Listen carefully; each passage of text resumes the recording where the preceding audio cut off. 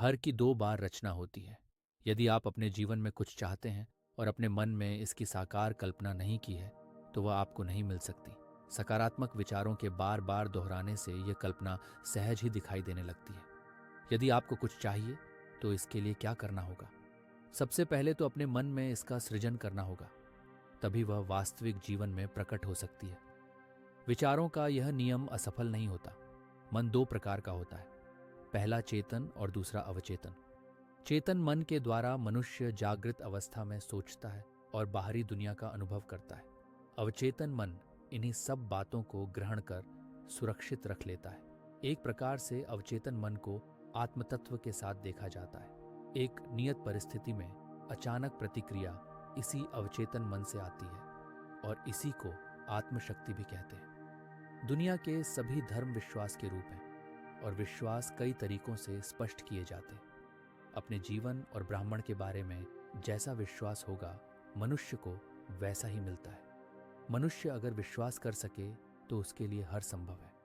Napoleon को विश्वास था कि दुनिया में असंभव शब्द है ही नहीं, और इसी विश्वास के चलते उसने युद्ध जीते। जहां पर सकारात्मक विश्वास मनुष्य को सफलता दिलाता है, वहीं पर नकारात्मक और निराशाजनक सोच मनुष्य को असफलता, संदेह और आत्मविश्वास में कमी की ओर ले जाती है। आज चारों तरफ आपाधापी और स्वार्थपरायणता ने अनेक नौजवानों को नकारात्मक सोच की तरफ अग्रसर कर दिया है। जब यह सोच जाती है तो अवचेतन मन ऐसी स्थिति में उनसे आत्महत्या जैसा अपराध करा देता है। इससे यह सिद्ध होता है कि मनुष्य का अवचेतन मन शक्ति का भंडार है, जिसमें जैसा मनुष्य एकत्र करेगा उसका कई गुना वह पाएगा। इसीलिए कहा गया है कि मन के हारे हार है और मन के जीते जीत। अमेरिका के डॉक्टर जोसेफ मर्फी ने शोर से पता लगाया कि यदि चेतन मन को विश्वास हो जाता है कि वह अब ठीक हो सकता है, तो अवचेतन मन उसे पूरा करने के लिए शक्ति पैदा करता है। अवचेतन मन के आदेश पर मस्तिष्क उसी प्रकार के हार्मोन पैदा करके उस कार्य को पूरा करता है। ऐसी मान्यता है कि अवचेतन मन केवल वर्तमान जीवन को ही नहीं प्रभावित करता, बल्कि आत्मा के साथ दूसरे शरीर धारण के समय भी साथ रहता है। दूसरे जन्म में इसी अवचेतन मन के कारण व्यक्तित्व निर्माण और संस्कार प्राप्त होते हैं। इसलिए यदि मनुष्य वर्तमान जीवन और अगले जीवन में आनंद चाहता है, तो उसे अपने चेतन मन और अवचेतन मन को सकारात्मक सोच और विचारों से परिपूर्ण करना होगा। रात को अगर आप ये सोचकर सोए कि सुबह 6 बजे उठना है, तो अवचेतन मन की अलार्म आपको जगा देती है। आपकी आंख 6 बजे के करीब खुल जाती है। कई बार तो ठीक 6 बजे ही आप जाग जाते हैं। यहाँ आपके अवचेतन मन का काम है। आप उसे जो आदेश देते हैं वह उसे पूरा कर देता है, हालांकि आपको खुद यह पता नहीं रहता कि आपने उसे आदेश दे दिया है। पिछली सदी में एक रहस्य उद्घाटित हुआ है। वह यह है कि हमारा अवचेतन मन मजाक को नहीं समझ पाता। यह हर बात को सच मान लेता है। मान लीजिए आपसे कोई काम हो और आपने खुद से कहा, मैं इतना मूर्ख कैसे हो सकता हूँ। आप ये बात नहीं जानते, लेकिन आपने अपने अवचेतन मन को यह बताकर अनर्थ कर दिया है। इसके बाद होगा यह कि अवचेतन मन आपके जीवन की सारी घटनाओं की छानबीन करके आपके सामने तस्वीरें पेश करके ये साबित कर देगा कि आप सचमुच मूर्ख हैं। इसके बाद अवचेतन मन आपके माध्यम से ऐसे काम करवाएगा जिनसे आप मूर्ख साबित हो। यही अवचेतन मन की शक्ति है। यही विचार और कल्पना की शक्ति है। अवचेतन मन की शक्ति का इस्तेमाल कैसे करें?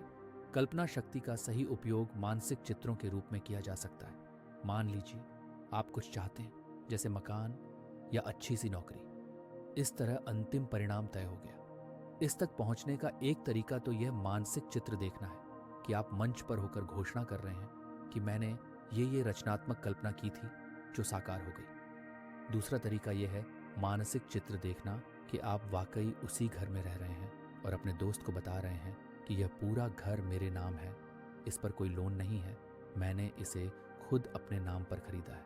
जब आप ये करेंगे तो कुछ समय उपरांत आप हैरान रह जाएंगे कि आपको अपनी मनचाही कितनी आसानी से मिल गई। आपको अपना मनचाहा घर या अच्छी नौकरी कल्पना के उपयोग से मिली है। वैसे आपका अंतिम परिणाम चाहे जो हो, कल्पना उसे साकार करने में आपकी मदद कर सकती है। यदि आपको डॉक्टर बनना है तो मानसिक चित्र देखें कि आपका क्लिनिक है जिसकी दीवार पर आपका सर्टिफिकेट लगा है, और हाँ, तारीख का ध्यान रखें। अगर मानसिक चित्र में साल यानी सन का ध्यान नहीं रखा तो उस चित्र के साकार होने में देर लग सकती है। चित्र देखते समय अगर सारी बातें ध्यान में ना रखी जाएं तो की आशंका रहती है। मान लीजिए किसी को अमीर बनना है और वह यह मानसिक चित्र देखने लगता है कि वह नोट गिन रहा है। वह इस चित्र को लगातार देखता है। आगे चलकर होता यह है कि वह बैंक में कैशियर बन जाता है। इस स्थिति में मानसिक चित्रों की शक्ति ने काम तो किया, लेकिन उसे अपना मनचाहा परिणाम नहीं मिला। दोष कल्पना का नहीं था, दोष तो उसके मानसिक चित्र का था। उसका मानसिक चित्र स्पष्ट नहीं था। वह जो चाहता था उसका मतलब उसने अवचेतन मन को स्पष्टता से नहीं बताया। उसने यह नहीं बताया कि मैं अमीर बनना चाहता हूं और जो नोट मैं गिन रहा हूं वह मेरा पैसा होना चाहिए। महत्वपूर्ण बात यह है कि आप पूरी स्पष्टता से अवचेतन मन को बताएं कि आप क्या चाहते हैं। इसी तरह का एक और उदाहरण देखें। एक इंसान ने मानसिक चित्र में देखा कि वह मरीजों का इलाज कर रहा है। उनका ब्लड प्रेशर, मरहम पट्टी कर रहा है, सुई लगा रहा है। उसने बार बार जब इस मानसिक चित्र को देखा तो कल्पना साकार हो गई। वह कंपाउंडर बन गया। इस तरह उसका यह मानसिक चित्र साकार हो गया। वो बनना तो चाहता था डॉक्टर, लेकिन कंपाउंडर बन गया। एक बार फिर गलत मानसिक चित्र देखने की वजह से उसे अनचाहे परिणाम मिले। उसने अपने अंतिम परिणाम को पूरी स्पष्टता से नहीं बताया, इसीलिए अनर्थ हो गया। इसी तरह एक इंसान ने यह चित्र देखा कि वह डॉक्टर बन रहा है। चित्र सही था, लेकिन उसमें समय अवधि का उल्लेख नहीं था। परिणाम यह हुआ कि उसे कई साल लग गए। अवचेतन मन को सही अवधि बताना बहुत महत्वपूर्ण है। आप अमुक परिणाम कब तक चाहते हैं, इसकी अवधि निर्धारित करना भी जरूरी है। मानसिक चित्र देखते समय आपको उस भावना को भी महसूस करना होगा जो अंतिम परिणाम पाने पर आपको मिलेगी। अगर आप अपने सपनों का मकान खरीद लें या आपको मनचाही नौकरी मिल जाए तो आप कितने खुश होंगे। बस उसी को कल्पना चित्र में महसूस करें जिसे आप पाना चाहते हैं। जब आप उसे महसूस करते हैं तो आप चुंबक बन जाते हैं और उस अंतिम परिणाम को तेजी से अपनी ओर आकर्षित करते हैं। ये बात बहुत महत्वपूर्ण है, लेकिन लोग इसे अंदाज कर देते हैं। वे कल्पना तो करते हैं, चित्र तो देखते हैं, लेकिन आनंद की भावना को महसूस नहीं करते। वे यह भूल जाते हैं कि भावना ही तो वह ट्रिगर है जिससे अंतिम परिणाम साकार होना शुरू होता है।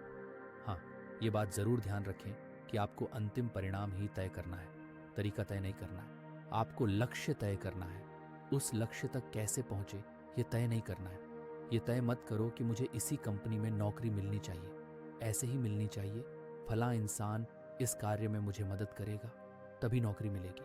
कुदरत आपकी इच्छा पूरी करने के लिए सबसे अच्छा, सरल, सुगम और सीधा रास्ता खोज लेगी। आपको तो इसे बस इतना भर बताना है कि आप अंतिम परिणाम क्या चाहते हैं। यदि आप अपने अवचेतन मन से कहते हैं कि मेरी मदद करो, मुझे एक अच्छी नौकरी की सख्त जरूरत है, तो इतने भर से ही आपके अवचेतन मन तक संदेश पहुंच जाता है कि आपको क्या चाहिए। यह महत्वपूर्ण है। केवल मंजिल तय करें, रास्ता तय ना करें, केवल लक्ष्य तय करें, तरीका तय ना करें, वह सब अवचेतन मन पर दें। दोस्तों, अवचेतन मन की शक्ति आप भी अपने जीवन में जरूर प्रयोग करें। ये वीडियो आपको कैसी लगी कमेंट में बताएं।